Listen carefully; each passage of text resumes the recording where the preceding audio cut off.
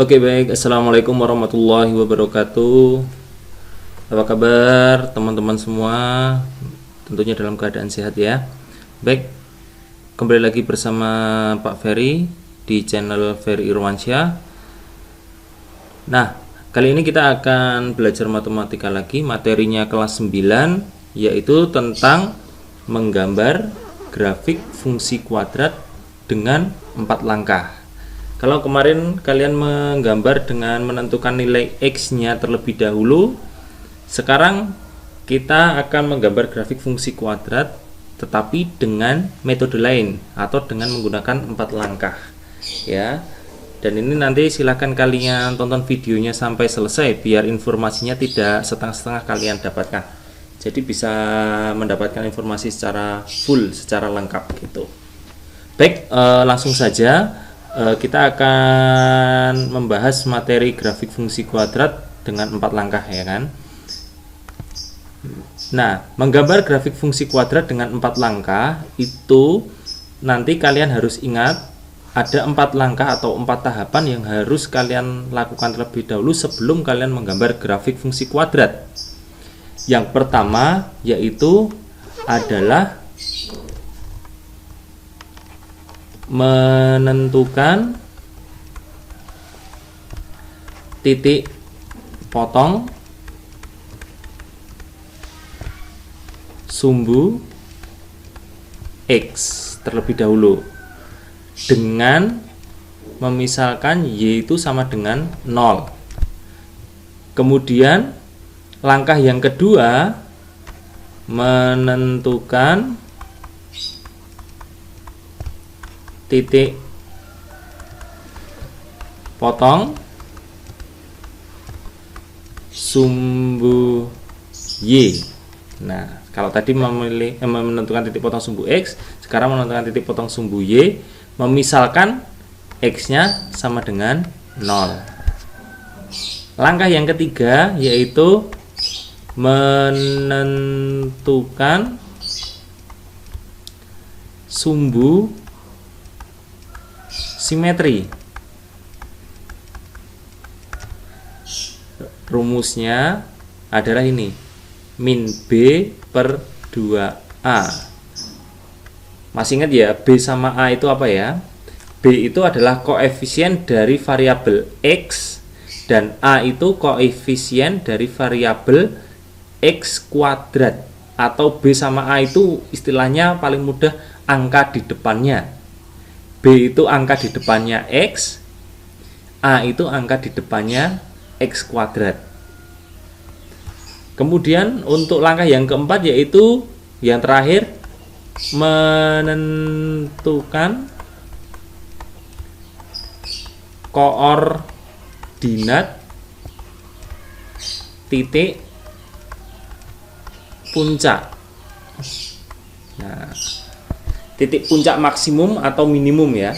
Jadi atau kalau di sumber-sumber lain itu mengatakan tidak hanya titik puncak tapi misalkan titik maksimum, titik minimum atau titik balik atau titik ekstrim ya. Banyak.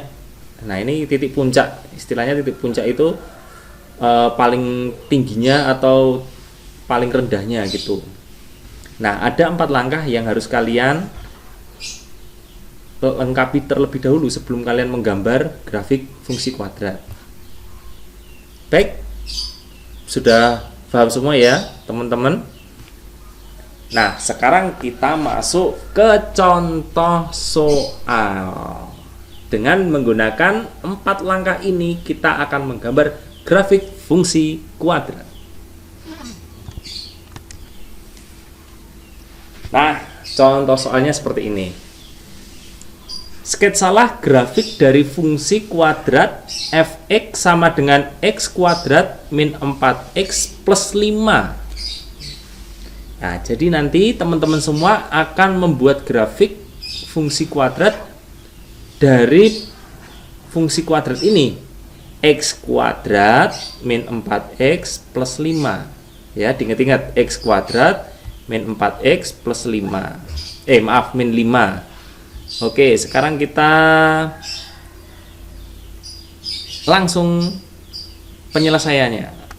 Untuk langkah yang pertama, menentukan titik potong sumbu X untuk Y sama dengan 0. Nah, kita tulis terlebih dahulu fungsinya tadi, masih ingat ya teman-teman semua?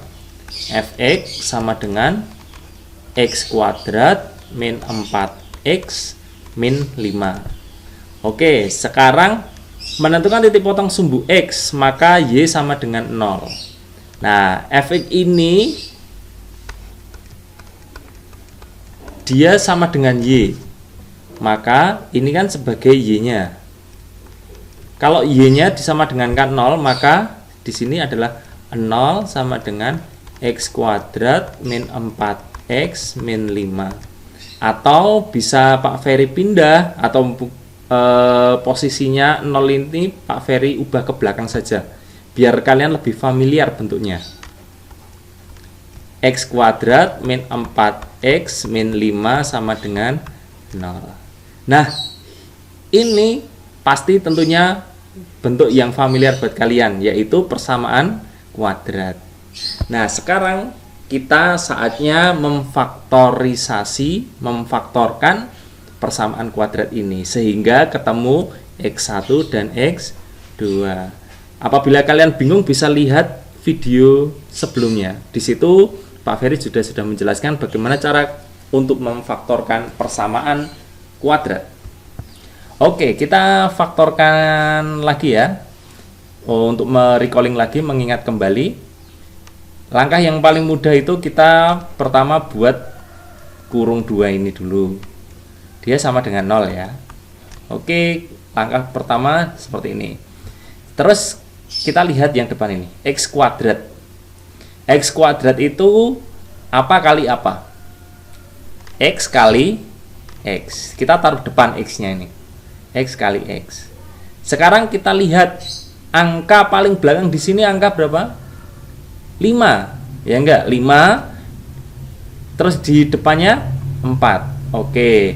Kalau 5 ini berapa kali berapa sama dengan 5? Kalau ini dikali ya. Kalau di 4 ini berapa tambah berapa sama dengan 5, atau berapa kurangi berapa sama dengan 5. Biar sama. Kalau yang belakang dikali, kalau yang depan ditambah. Nah, langkah kedua kalau sudah mengisi X-nya ini, kita memfaktorkan 5 itu. Caranya 5 kita faktorkan. 5 itu faktornya berapa sih? 1, 5. Ada lagi? 2, 3. 2 kali 3, 6. Nggak bisa. Ya udah, cuma faktornya 1, 5 itu. 1 sama 5. 1 sama 5 bisa jadi 4 enggak? Kalau dikurangi bisa ya. 5 dikurangi 1, 4. Nah, jadilah ketemu di sini kita tulis 1 sama 5. Ketemu 1 sama 5. Sekarang kita langkah yang ketiga, menentukan tandanya. Tanda di sini negatif, ya enggak? Otomatis tanda kedua tanda di sini itu beda. Gitu aja. Negatif berarti kedua tanda ini berbeda. Kalau enggak positif negatif, kalau enggak negatif positif. Pokoknya tandanya beda, plus min, min plus. Kalau sininya positif berarti tandanya sama, plus plus min min. Tapi ini tandanya negatif, maka tandanya itu berbeda. Sekarang kita lihat tandanya di sini. Di depan ini tandanya apa? Negatif. Berarti angka paling besar. Gitu aja. Angka paling besar itu berapa? 5 ya. 1 sama 5 besar mana? 5. Maka angka paling besar tandanya negatif. Oke, karena kedua tanda tadi berbeda, maka di sininya positif. Nah, sekarang ini sudah setengah jalan. Sekarang kita mencari X1 dan X2-nya. Caranya, nah ini X1-nya, kita mau mencari X1-nya dulu. X plus 1 sama dengan berapa? 0, ya kan? Maka X1, ini X1 ya. X1 ini biar hilang, biar jadi 0, plus 1 itu harus dikurangi dengan 1, ya enggak? Biar jadi 0. Maka di sini plus 1, dia harus dikurangi 1 biar jadi 0. sama dengan 0. Tadi di sini ditambah dengan negatif 1 kan? Berarti sini juga ditambah dengan negatif 1 biar adil. Maka X1 sama dengan 1 dikurangi 1, 0. Sama dengan 0 dikurangi min 1, 0 dikurangi 1, negatif 1. Ketemulah X1 nya negatif 1. Sekarang kita cari yang X2 nya. X min 5 sama dengan 0. Min 5 dibuat 0. Caranya min 5 harus jadi 0 dikurangi 5 kah? Atau ditambah? Ya, jawabannya ditambah 5. Karena utang 5.000, kamu bayar 5.000, habis, nggak punya utang, 0. Oke, sama dengan 0. Ini ditambah tadi, sini juga ditambah 5. Maka ini X2. X2 sama dengan 0 ditambah 5, 5. Ketemulah X1 nya negatif 1, X2 nya negatif X2 nya 5. Berarti titiknya, nah titiknya Pak Ferry tulis di sini ya, titik potong. Ketemulah titiknya itu X1,0 dan X2,0. Maka X1 nya berapa? Negatif 1,0 dan X2 nya 5,0. Nah, itu untuk langkah yang pertama. Ya, yang penting kalian bisa memfaktorkan terlebih dahulu. Kalau kalian faktor sudah bisa, untuk mencari titik potong sumbu X pasti bisa. Lanjut langkah yang kedua. Menentukan titik potong sumbu Y. X sama dengan 0. Kita misalkan X sama dengan 0. Tadi kita tulis lagi Fx sama dengan X kuadrat min 4, X min 5. Kita misalkan Fx tadi Y ya. Y sama dengan X itu sama dengan 0. Maka X ini kamu ganti dengan 0. 0 kuadrat dikurangi 4 kali 0 dikurangi 5. Y sama dengan 0 kuadrat 0. Min 4 kali 0, 0. Tinggal sisanya ini sendiri, negatif 5. Y nya ketemu, maka titik potongnya, titik potong itu 0, Y, atau bisa kita tulis 0, Y nya berapa? Negatif 5. Ketemu. Selesai untuk langkah yang kedua. Ingat-ingat ya, untuk potong sumbu Y itu X-nya sama dengan 0. Sekarang langkah yang ketiga, kita menentukan sumbu simetri dengan rumus ini. Ingat-ingat, min B per 2A ya, min B per 2A. Sekarang kita tulis Fx sama dengan X kuadrat min 4X min 5. Nah, ingat nilai A-nya berapa? Sekarang kita tulis A-nya itu koefisien variabel X kuadrat. A-nya berapa? Kalau dia tidak ada nilai, tidak ada angka, berarti dia nilainya adalah 1. Yang kita butuhkan lagi apa selain A? B. B itu nilainya berapa? Di depan variabel X. Di sini ya. Nah, hati-hati teman-teman semua, nilainya B itu bukan 4. Ya, bukan 4, positif 4. Tetapi negatif ini miliknya 4. Berarti nilainya adalah negatif 4. Jadi nanti teman-teman semua jangan sampai salah. B itu bukan nilainya positif 4 tapi negatif 4. Negatif ini miliknya 4. Oke, sekarang kita menentukan sumbu simetrinya. Min B per 2A. Kita langsung substitusikan ke rumusnya. Min B nya berapa? Min 4 per 2 kali A nya 1. Nah, sekarang min ketemu min, jadinya positif ya. 4/2 kali 1, 2. Oke, good. Nah, sekarang gampang banget. 4 dibagi 2, hasilnya adalah 2. Oke, sumbu simetri sudah ketemu. Ya, ada di 2 sumbu simetrinya. Sekarang kalian paham kan untuk langkah yang ketiga ini? Oke, kalau langkah yang ketiga kalian sudah paham, sekarang kita lanjut langkah yang berikutnya, yaitu langkah yang keempat,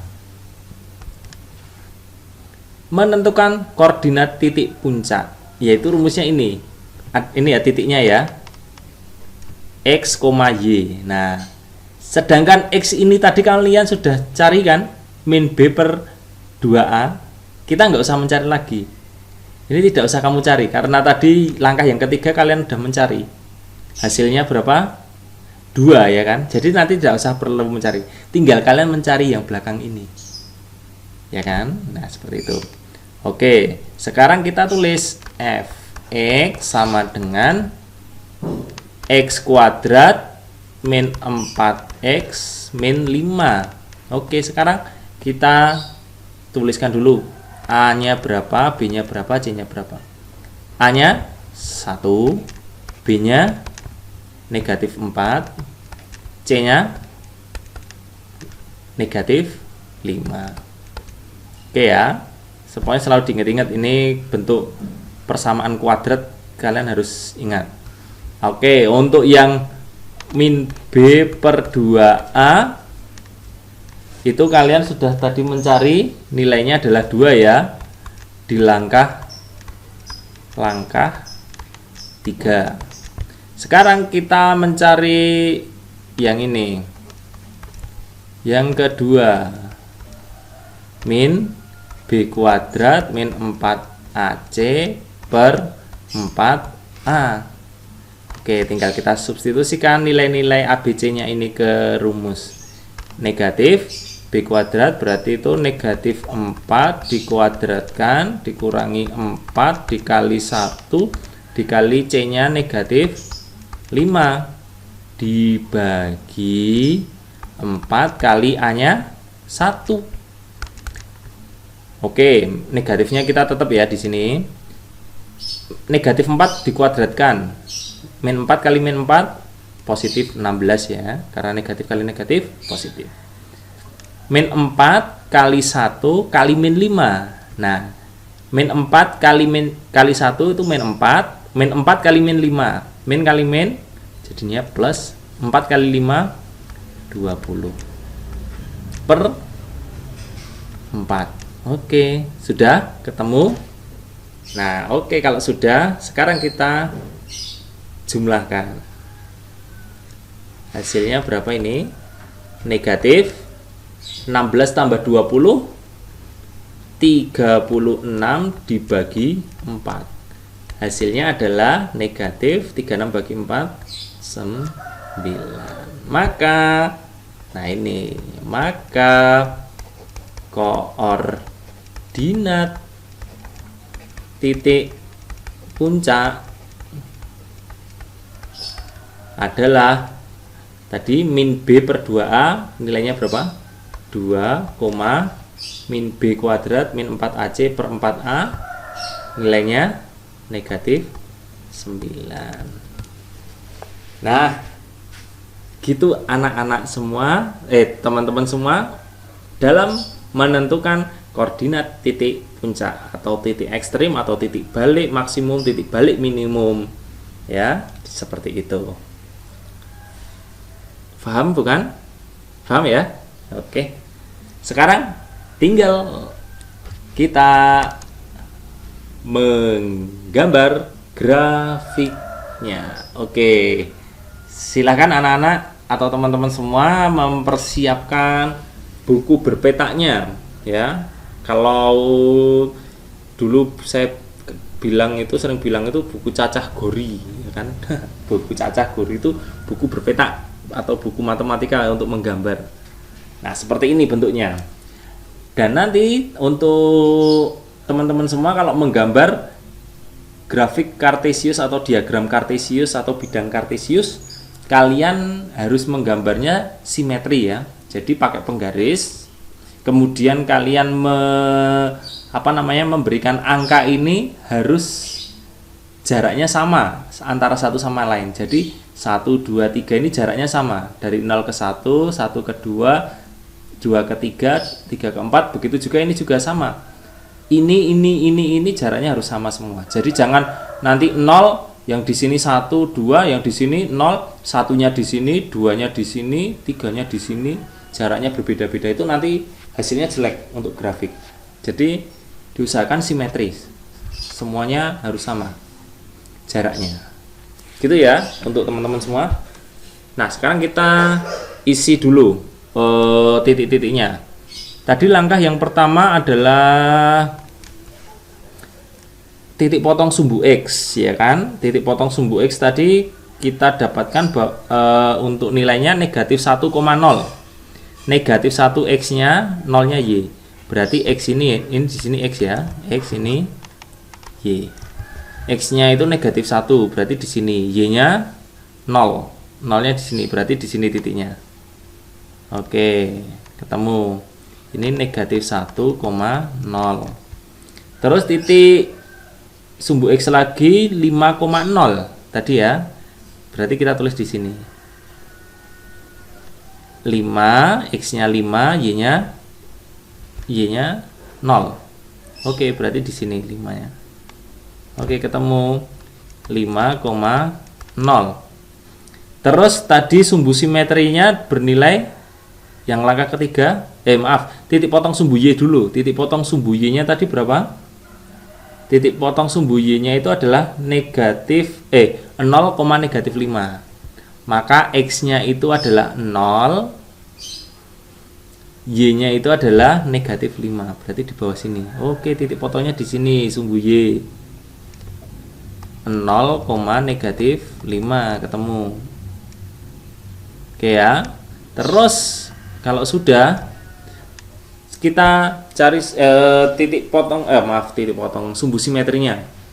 Titik sumbu simetri tadi nilainya langkah ketiga nilainya 2 ya kan? 2 berarti dia di sini, nanti sumbu simetrinya di sini titiknya. Ini pokoknya titik sumbu simetri itu titik garis lipat gitulah. Terus sekarang kita cari titik puncaknya. Titik puncaknya itu nilainya tadi 2,-9. Berarti di sini ya, X-nya 2, negatif 9, Y-nya di sini. Berarti titiknya di sini. 2,-9. Sekarang tinggal kalau sudah semua sampai titik puncak, kita gambar grafiknya. Nah, menggambar grafik harus hati-hati ya, karena kadang melencong-melencong nih.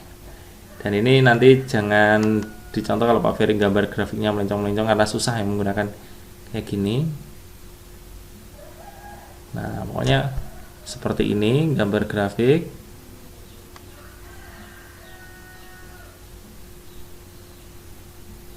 Pokoknya digambar kayak gini.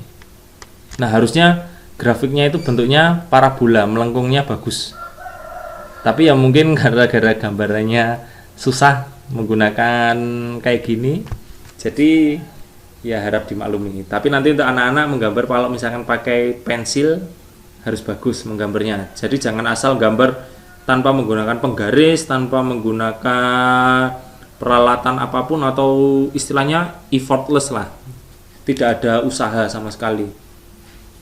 Jadi kalau bisa nanti teman-teman semua menggambarnya menggunakan garis yang rapi, baru nanti kalian bisa lihat hasilnya. Oke, teman-teman semua, mungkin itu saja yang dapat Pak Ferry sampaikan, dan kalian coba latihan sendiri, cari soal di internet ataupun di mana, di buku-buku lain terkait tentang menggambar grafik fungsi kuadrat, terus kalian terapkan, kalian coba menggambar grafik fungsi kuadrat secara mandiri, karena matematika itu bukan dihafal tetapi harus dilatih. Baik, itu saja yang dapat Pak Ferry sampaikan. Kurang lebihnya mohon maaf. Apabila dalam penyampaian Pak Ferry terlalu cepat atau terlalu membingungkan, saya mohon maaf karena memang seperti inilah saya dalam menjelaskan. Kalau misalkan terlalu lambat juga saya mohon maaf. Terima kasih, kurang lebihnya mohon maaf. Assalamualaikum warahmatullahi wabarakatuh.